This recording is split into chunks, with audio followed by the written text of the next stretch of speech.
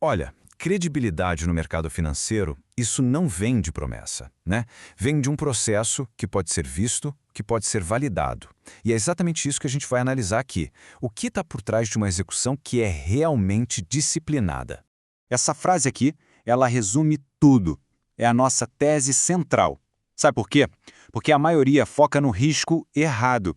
A culpa vai para o mercado, para a volatilidade, mas a verdade é que o verdadeiro ponto de falha está quase sempre dentro de casa. E isso nos leva direto para o primeiro ponto fundamental: o risco real da operação. Vamos entender onde é que mora o perigo de verdade. Pois é, o risco de verdade é a execução emocional. A grande maioria das perdas, olha só, não vem de uma análise que estava errada. Vem daquele plano que parecia perfeito, mas que desmorona na hora da pressão. É a decisão no impulso, sabe? A quebra do próprio protocolo. É isso que causa o estrago de verdade.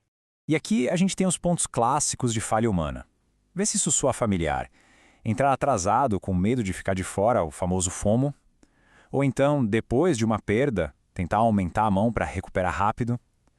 Mudar a regra no meio do jogo. Cada um desses pontos aqui é um sintoma claro da falta de um processo realmente rígido. Certo. Então, como é que a gente valida um processo? Simples, com evidência, não com promessa. Vamos dar uma olhada nesse processo em ação. E para isso, vamos usar o ouro como nosso campo de provas. Por quê? Porque o ouro é famoso pela volatilidade, né? E essa velocidade toda é o cenário perfeito para expor qualquer fraqueza numa execução que é puramente emocional. O que a gente está vendo aqui é um registro de execução. Um exemplo interno, claro.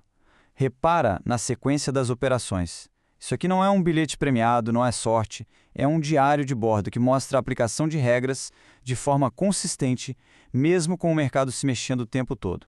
Ok, o resultado numérico foi esse, positivo, mais de 1.000. Mas, e aqui é o ponto-chave, vamos ser bem diretos, esse número é a parte menos importante de toda essa análise. Porque a métrica que realmente importa, o que tem valor de verdade, é isso aqui: a capacidade de repetir um processo, com disciplina, sob o estresse de um mercado volátil. Isso é uma vantagem competitiva de verdade. O resto pode ser só sorte.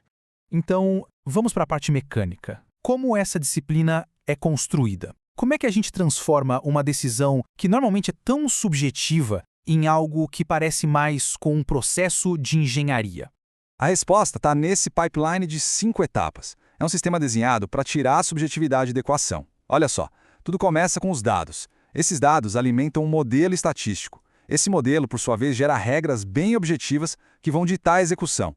E, claro, envolvendo tudo isso, uma camada de gestão de risco que protege o processo todo. E o que isso significa no dia a dia? Primeiro, as entradas e saídas são baseadas em zonas objetivas, sem feeling, sem achismo. Segundo, a gente usa filtros para diminuir o ruído, os sinais falsos. E talvez o mais importante, o risco é parametrizado, o que impede aquela decisão emocional do all-in, do tudo ou nada. Quando se tem um processo assim, bem amarrado, a conversa muda de nível. A gente para de falar de uma estratégia isolada e começa a falar de algo muito mais poderoso: governança de risco como um produto. E essa imagem aqui deixa a diferença bem clara, né? De um lado, o que a gente vê no mercado comum: reação, impulso, o feeling, o ciclo de medo e ganância. Do outro lado, o que o processo Sigma propõe: engenharia, regras, dados e, como pilar de tudo, governança. O grande diferencial, então, é esse: é tratar o controle de risco como um produto de verdade, não como um mero discurso. É transformar a governança, as regras que protegem o capital, em algo tangível, algo que pode ser auditado. E claro, uma abordagem dessas leva o diálogo para outro patamar. É uma conversa de nível institucional. E é nesse nível que a pergunta certa é feita. A pergunta que o investidor sério faz não é quanto isso rende por mês. A pergunta de verdade é essa aqui: o sistema tem robustez para sobreviver a diferentes cenários de mercado sem virar um cassino? A discussão sobre sobrevivência e consistência, não sobre um ganho isolado.